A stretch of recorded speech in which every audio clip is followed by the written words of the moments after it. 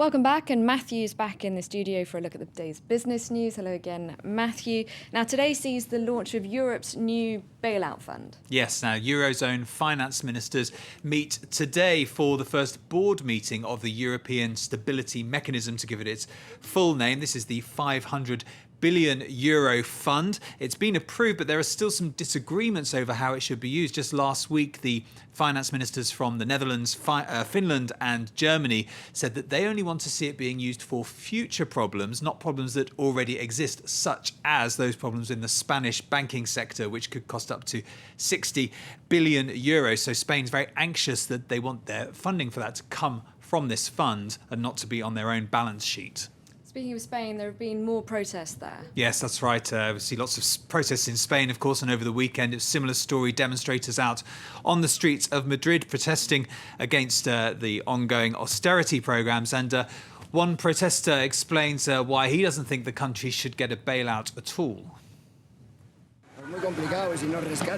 It's very complicated. If we ask for the bailout, we're going to suffer even more cuts because we'd have to pay a lot of money to other countries. It would be horrible. More people are being made to pay for a crisis created by others.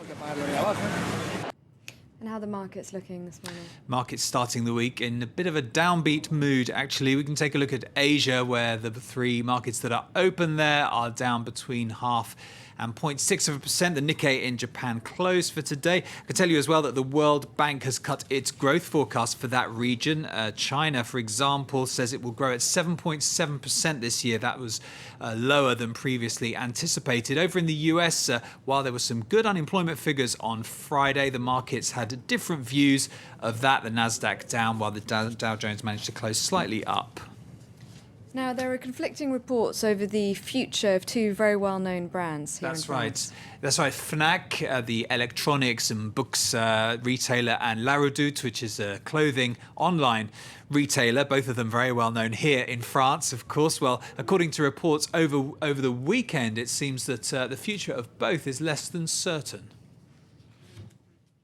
Could Fnac and Redoute be up for grabs? Yes, according to the French press. Luxury group PPR is looking to sell off the music retailer and online clothing store to focus on its more profitable brands. For a luxury brand to exist, it has to invest hugely in communication, opening new stores, particularly in emerging markets. To generate new resources, PPR has to prune back its less profitable branches to concentrate on the luxury industry. Neither Fnac or Redoute have been doing well for PPR, with the music retailer slipping as purchases move online and the internet clothing retailer losing even that advantage as consumers look elsewhere for more up-to-date styles. For investors, PPR has too much under its belt, with luxury brands Gucci and Yves Saint Laurent and Puma in sports, leaving Redoute and Fnac dragging down profits. The group now has two options: either finding a buyer for the two companies or floating them on the French stock exchange and selling shares over time. Unions aren't too happy, fearing the intentions of any future buyers. If the right result comes out, then there will be money all around. But if that's not the case as usual, then the employees will have to pay the price. For now, PPR's not talking. Its board should be meeting sometime this week to decide on a course of action. Now, plans to create a huge aviation and defence company are running into trouble. Yes, this is a very controversial mega merger between the European aviation giant EADS and the British defence company BAE Systems. Well, the UK has now been saying what problems it might have, and it seems that those will be if France and Germany don't reduce their stakes in EADS. Then it says the British government says that they're going to use their veto to block the deal. Also, this morning, the Financial Times reporting that the biggest shareholder in BAE Systems, that's Invesco, they own about 13%. They say that they have significant reservations about this deal, so we'll see how it's going to go. The two companies have until this Wednesday to say whether they are going to continue pursuing talks to merge. Okay, and of course you'll be keeping us up to date on that. Now, the US could be about to blacklist China's 2 leading technology companies. Why is that? Well, a parliamentary report expected out on Monday is reported to be about to say that the two leading technology companies in China, those are Huawei Technologies and ZTE, should both be blacklisted, as you say. Now, the reason for that is that they say they pose a national security threat. Now, they'll be allowed to operate, of course, still in China, but what they're saying is they don't want to see American companies doing too much business with them because they're worried about that potential threat. Okay, now back to France. There are bars and clubs booming in some parts of Paris, but that's not always good news for the locals. They, of course, complain about noise and that Yes, sort of thing. absolutely. So it might be good news for jobs and for getting more people to come to Paris and enjoy the nightlife, of course. But for many residents living close by, they will be objecting to the extra noise and mess as well. And one particular street here in Paris highlights that conflict. Paris, but the Rue du Faubourg Saint-Denis is also a sign of how times are changing here. The multicultural eateries and traditional Parisian cafes are closing down, only to reopen as trendy bars and hip restaurants. Proof that Paris is a young, dynamic city, say supporters. Locals aren't impressed. For locals, when it's every night, and when I say every night, I really mean every night year-round, it gets to the point where we can't open our windows. It stops my kids sleeping. It's been a huge upheaval. We feel like this is no longer home. It's a story that's played out several times already in Paris. Working-class residents have been priced out of town, and cafe owners have been driven to attract a more cosmopolitan crowd. For local authorities, though, it's a process that benefits everyone, even those filing complaints. It's sometimes the same people who go out partying somewhere else, making lots of noise, who don't want anyone coming and partying in their own street.